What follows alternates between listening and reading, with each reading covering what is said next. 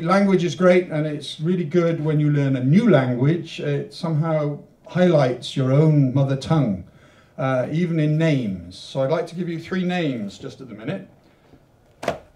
The first one is Elsa. But of course, for an Englishman, it's not Elsa at all, it's Else. There was a girl called Else, who was not else, but other, or else another, not here, not there, elsewhere. Where else? Somewhat, somewhere, how else? How otherwise? Who else but other? Father, sister, brother, mother? Someone's else, but not her own, her other.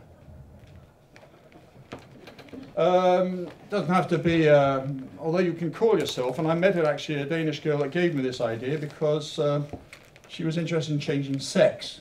And it was a Danish girl, and it's a very usual English name, Joy. And of course, great name, Fryd. But when I met her, she was in this awful problem of identity and gave me this idea for this poem. Joy. When Joy became Jake, there was no joy, only heartache, bewilderment, even shame for those whose joy wasn't the same. For everyone's sake, let's hope all joy is now in Jake. Yes, you know, sort of playing around with words and meanings of words. I must hasten to add, in case you're confused, Jake is a very usual boy's name. It's rather nice to know that. Otherwise you get nothing out of the poem. I mention that because I'm now going to read from this one. One of my Welsh cantos. My mother was Welsh, and I'm very fond, a very positive Welsh person. I don't worry about the English, actually. You can say what you like about them. You start getting nasty about the Welsh, and I get really uptight. This is Canto 3, my Welsh Canto 3, called Bedridden Rosie. And I must just clarify a bit for you who maybe don't know. I'm going to name die, which of course could be death.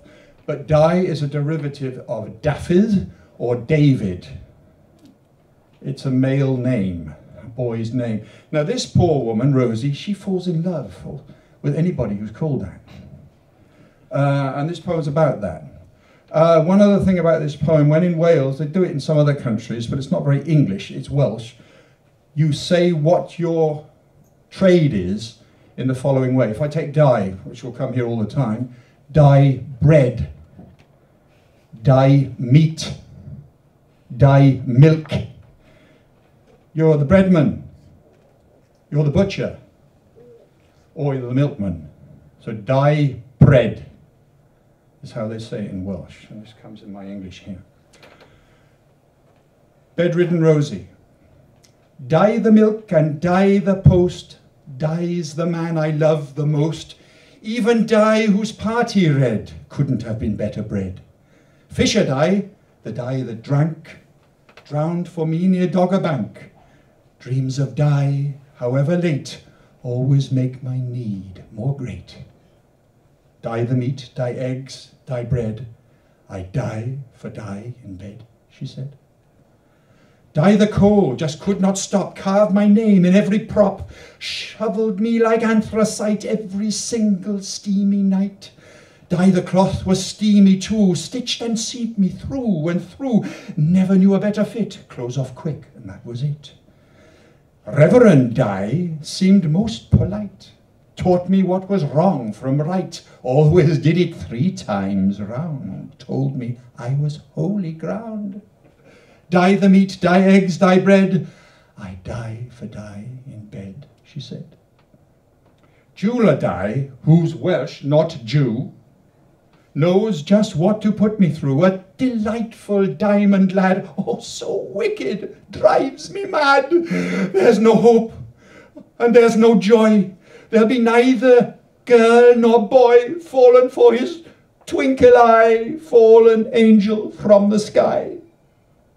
Goodbye dye and goodbye bed, now I die and coffin wed. My last man is stout die death. He must take me without breath. Die the meat, die eggs, die bread. I die for die in bed, she said.